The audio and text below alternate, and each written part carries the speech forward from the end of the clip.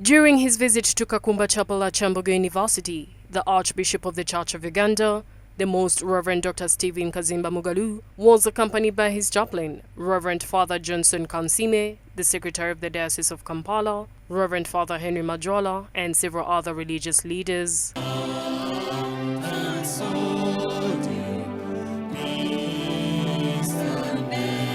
The Kakumba Chapel chaplain, Reverend Engineer Emmanuel Mwesiga, welcomed the Archbishop and led the congregation in prayers, giving thanks for the goodness of the Lord.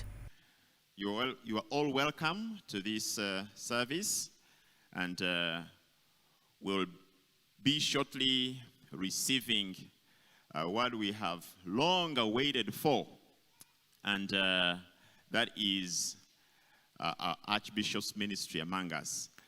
We are very excited to receive our Archbishop, and so let's make him feel very welcome with a round of applause. The head of laity, Mr. Gasta Kayinja, welcomed the Archbishop and expressed gratitude for his willingness to confirm the youths into the church. He also thanked the clergy and godparents for their dedicated efforts in preparing the confirmands. I want, on behalf of the laity and the entire community of Kakumba Chapel, to warmly welcome you. Warmly welcome you. We are celebrating our young people, our children, taking another step of faith.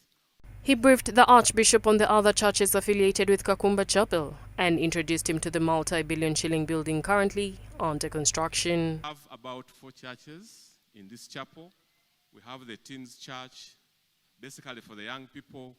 We have the Rugarama Church, which is basically the Nabisunsa girls, and they are close to 1,000. Then we have the Serwanga Church. So, because of those many churches, they have brought what I call a good problem. They have brought a strain on the chapel. And arising out of that, these good people have been raising funds to strategically manage that good problem.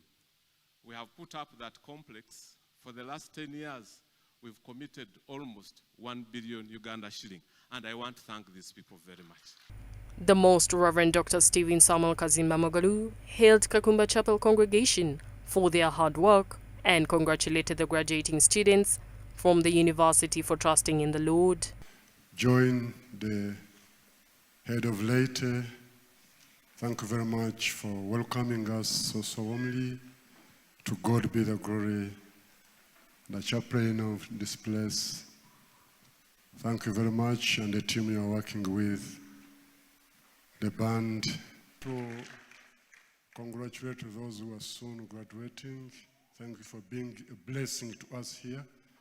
Keep coming again, keep coming again. And also those who are continuing, there is a testimony from these ones who are living that God, who has been in wisdom, is with you. In his sermon, the Archbishop said the world is full of darkness, but Jesus is the light that dispels it. Drawing from 1 John chapter 1 verse 1, he highlighted the goodness of the Lord who came to earth in human form to save humanity. He reminded the congregation that as sinners, humans cannot approach God except through Jesus Christ. We have read from Isaiah 52.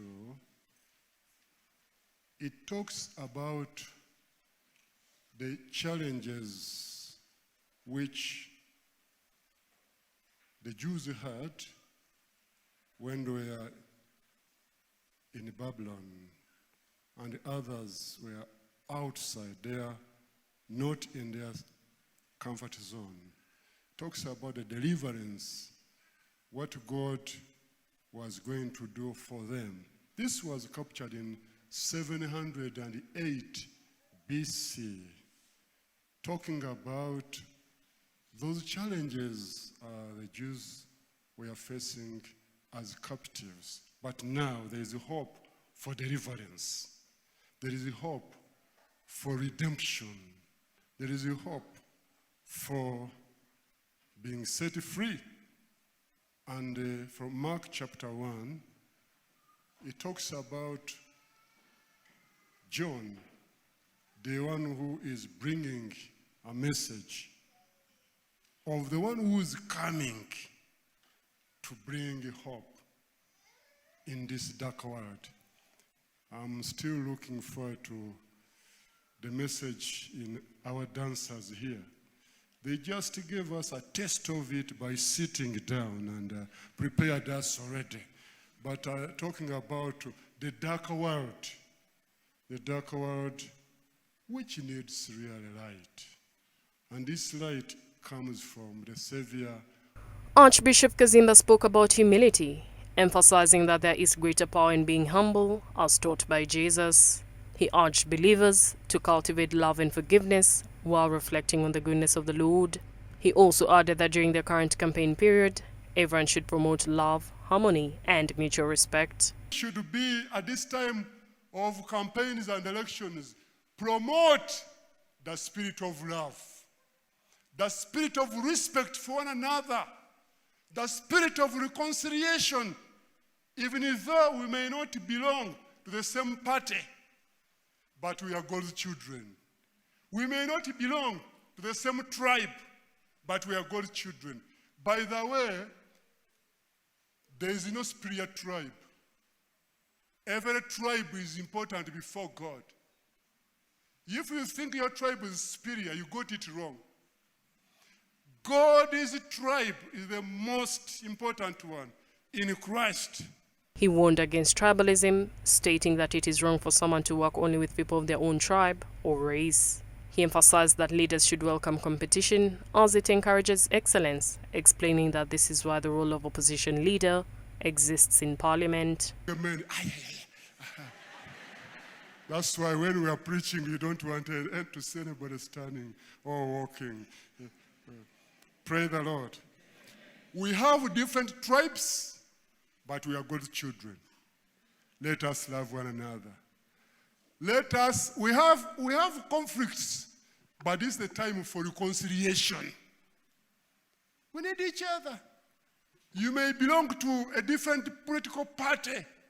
This one, doesn't matter. We are God's children.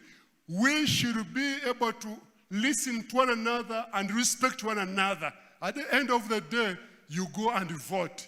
Your vote should be a sacred vote. It's yours. We belong to different teams. For me, I support Arsenal.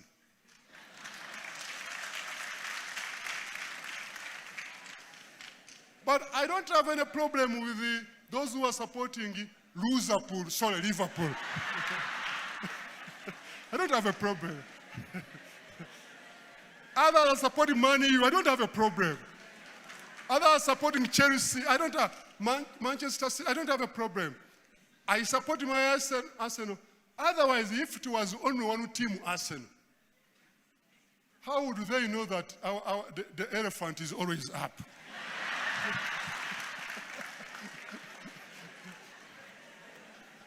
Yes. And let me tell you, we should always learn that there must be someone to challenge you.